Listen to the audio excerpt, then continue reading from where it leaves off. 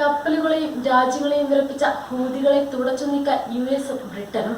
ചെങ്കടലിൽ കപ്പലുകൾ മുൾമുനയിൽ നിർത്തിയ ഹൂതികൾക്കെതിരെ അതിശക്തമായ ആക്രമണമാണ് ഇരു രാജ്യങ്ങളും ചേർന്ന് നടത്തുന്നത്.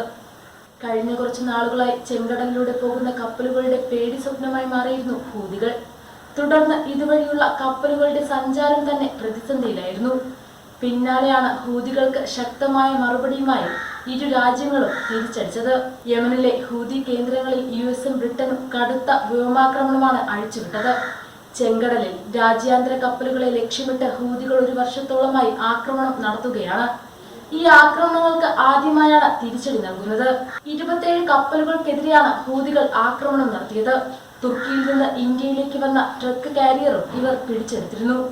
ചരക്ക് കപ്പലുകൾ സംരക്ഷിക്കാനുള്ള നടപടികൾക്ക് പിന്തുണയറിയിച്ച് വിദേശകാര്യമന്ത്രി എസ് ജയശങ്കർ യുഎസ് സ്റ്റേറ്റ് സെക്രട്ടറിയുമായി ആശയവിനിമയം നടത്തി.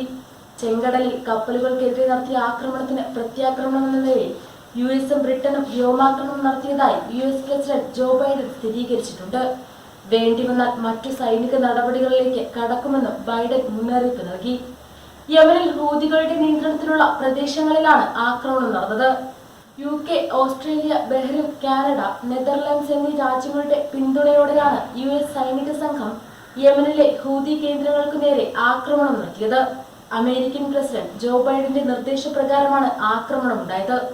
യമനിന്റെ ഭൂരിഭാഗവും നിയന്ത്രിക്കുന്നത് ഹൂതികളാണ്.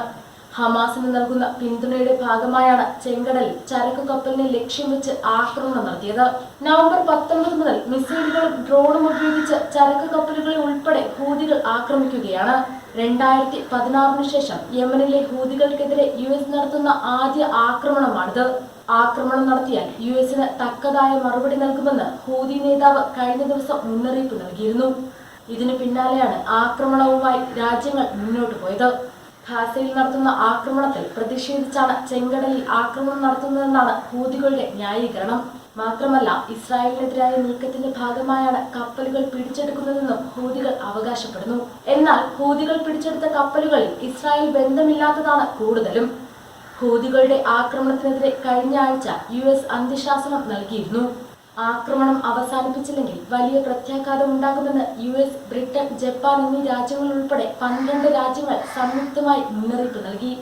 തുടർന്ന് ഒരു ദിവസം പിന്നിട്ടപ്പോൾ വീണ്ടും ആക്രമണം ഉണ്ടായതാണ് യുഎസിനെ പ്രകോപിപ്പിച്ചത്. അതിനിടെ ആക്രമണങ്ങളുടെ പശ്ചാത്തലത്തിൽ UN സെക്യൂരിറ്റി കൗൺസിൽ യോഗം ചേരണമെന്ന് റഷ്യ ആവശ്യപ്പെട്ടിട്ടുണ്ട്. ഇറാനും വ്യോമാക്രമണത്തെ അപലപിച്ചിട്ടുണ്ട്. യമന്റെ പരമാധികാരത്തിന് നേരെയുള്ള കടന്നുകയറ്റമാണിതെന്നും അന്തർദേശീയ നിയമങ്ങളും അവകാശങ്ങളും കാറ്റിൽ പറത്തിയെന്നും ഇറാൻ വ്യക്തമാക്കി.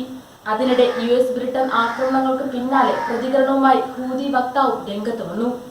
യമനു നേരെയുള്ള ആക്രമണങ്ങൾക്ക് ന്യായീകരണമില്ലെന്നാണ് ഹൂതി വക്താവ് പറഞ്ഞത്. ഇസ്രായേലിലേക്ക് പോകുന്ന കപ്പലുകളെ ആക്രമിക്കുന്നത് തുടരുമെന്നും ഹൂതി വക്താവ് വ്യക്തമാക്കി.